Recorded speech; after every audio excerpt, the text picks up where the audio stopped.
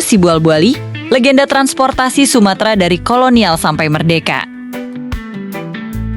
Bayangkan Sumatera Utara di dekade 1930-an. Jalan raya masih berupa tanah berdebu saat kemarau. Berlumpur pekat saat hujan. Orang-orang berjalan berhari-hari menempuh jarak puluhan kilometer. Pedagang membawa hasil bumi dengan kuda, kerbau, atau pedati. Di tengah kondisi itulah, lahir sebuah gagasan berani menciptakan layanan bus yang menghubungkan desa di Tapanuli Selatan dengan kota besar.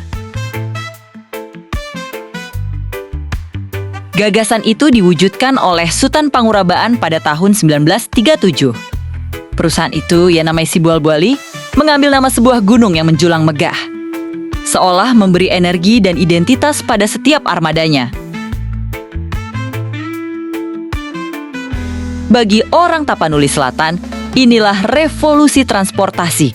Dan bagi kita hari ini, inilah kisah sebuah legenda yang membentuk sejarah mobilitas di Sumatera. Tahun 1937, Indonesia masih bernama Hindia Belanda. Transportasi modern saat itu hanya terkonsentrasi di Jawa, terutama kereta api kolonial. Sementara di Sumatera, khususnya pedalaman Tapanuli, rakyat masih hidup dalam isolasi transportasi. Sutan Pangurabaan, seorang pengusaha hasil bumi dan tokoh masyarakat. Memahami masalah itu, beliau adalah ayah dari tokoh nasional, Sanusi, Armin, dan Lafran, yang kelak dikenal luas sebagai sastrawan dan pendiri Himpunan Mahasiswa Islam. Dengan modal keberanian dan visi jauh ke depan, Sultan Pangurabaan membeli beberapa unit bus dari Medan. Ia mengajukan izin trayek ke pemerintah Belanda. Awalnya ditolak karena dianggap tidak layak untuk jalan pedalaman. Tapi ia tidak menyerah.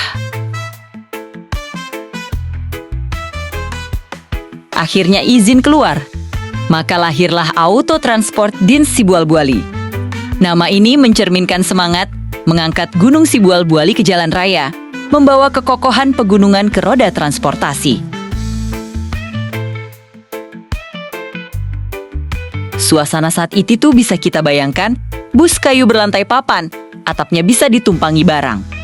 Dan penumpang duduk berhimpitan.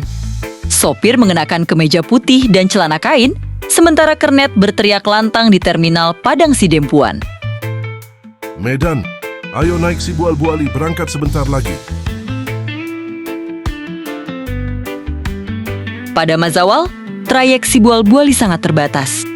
Ia menghubungkan Padang Sidempuan ke Muara Sipongi, Natal, Sibolga, hingga Tarutung, namun dampaknya luar biasa. Bagi petani, bus ini ibarat pintu ke dunia baru. Mereka bisa membawa salak, kopi, atau karet lebih cepat ke pasar Sibolga atau Medan. Bagi pelajar, inilah jalan menuju sekolah lanjutan. Bagi perantau, Sibual-Buali adalah kendaraan pertama yang membawa mereka meninggalkan kampung menuju Medan, Jambi, atau Palembang. Secara sosiologis, bus ini menciptakan mobilitas sosial.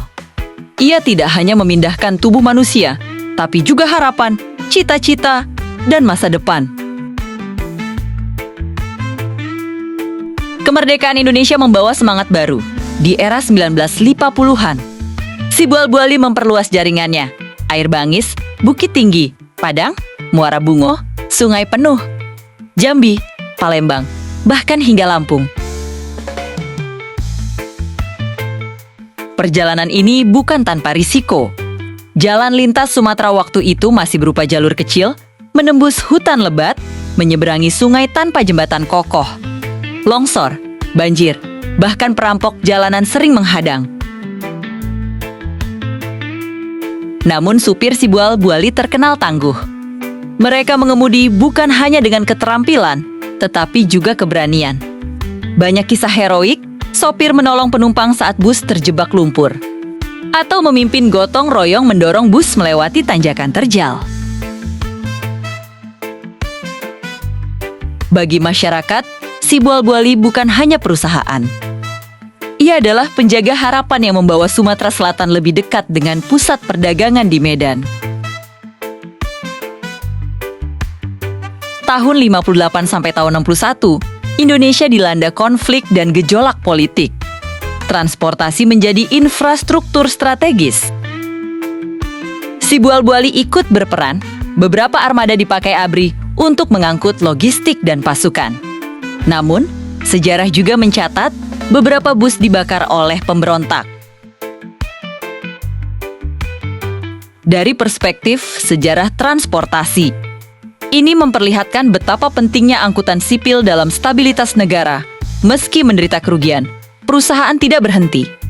Mereka bangkit kembali, memperbaiki armada, dan terus melayani rakyat. Tahun 61, pemerintah pusat mengatur jumlah armada. Setiap perusahaan otobis maksimal 30 unit bus dengan 6 cadangan. Kebijakan ini memaksa Sibual Buali melakukan reorganisasi, muncul dua firma.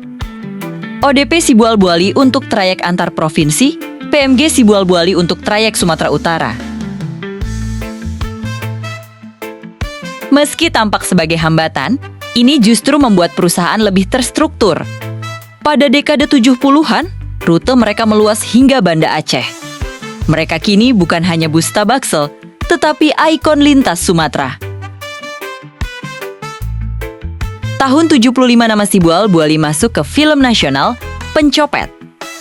Lokasi syuting dilakukan di Medan, Parapat, Balige, dan Sibolga. Terminal Sibual Buali di Jalan FL Tobing, Medan, tampil di layar lebar. Tak hanya itu, sebuah lagu berjudul Sibual Buali lahir. Dengan suara klakson bus sebagai irama, bagi masyarakat, bus ini bukan lagi sekadar transportasi, melainkan ikon budaya. Terminal Sibual Buali di Jalan Bintang, Medan, menjadi pusat kehidupan di sana. Perantau melepas air mata perpisahan, pedagang menitipkan salak dalam karung kekernet. Ibu-ibu menyuapi anaknya sebelum bus berangkat jauh ke Palembang. Dan di sekitar terminal, tumbuh ekosistem, warung kopi, losmen, hingga jasa porter. Bagi antropolog, terminal ini adalah ruang transisi sosial, tempat perjumpaan, perpisahan, dan harapan. Dekade 1980 sampai 2000 membawa persaingan sengit. Perusahaan besar seperti Antarlintas Sumatera muncul dengan armada lebih modern. Bus-bus pakai air conditioner, kursi empuk mulai menggoda penumpang. Namun Sibual Buali tetap bertahan. Mereka memperbarui armada, membuka rute Jambi Medan, dan mempertahankan citra sebagai bus kebanggaan orang Tabaksel. Bahkan, sejarah mereka menjadi bahan kajian akademis. Universitas Jambi menulis skripsi tentang perluasan trayek 1986 sampai 2018. Kesimpulannya, Sibual Buali adalah contoh transportasi rakyat yang berevolusi menjadi transportasi regional. Sejarah bus Sibual Buali adalah sejarah tentang keberanian, kegigihan, dan identitas. Ia lahir di masa kolonial, berjuang di masa konflik, berjaya di masa pembangunan, dan tetap bertahan di era modern. Ia bukan hanya kendaraan, tetapi penghubung generasi, perantau, dan budaya. Bagi orang Tapanuli Selatan, naik Sibual Buali bukan sekadar perjalanan fisik. Ia adalah perjalanan emosional, simbol keterhubungan dengan kampung halaman.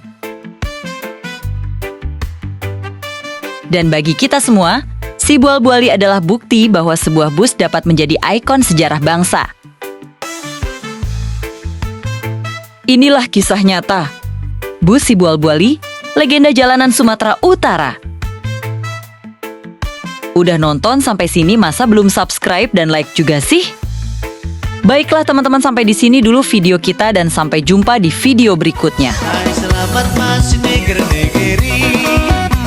Ageni Sibual Buali. Usia tertusi piro padang panjang para bengkok. Saya selamat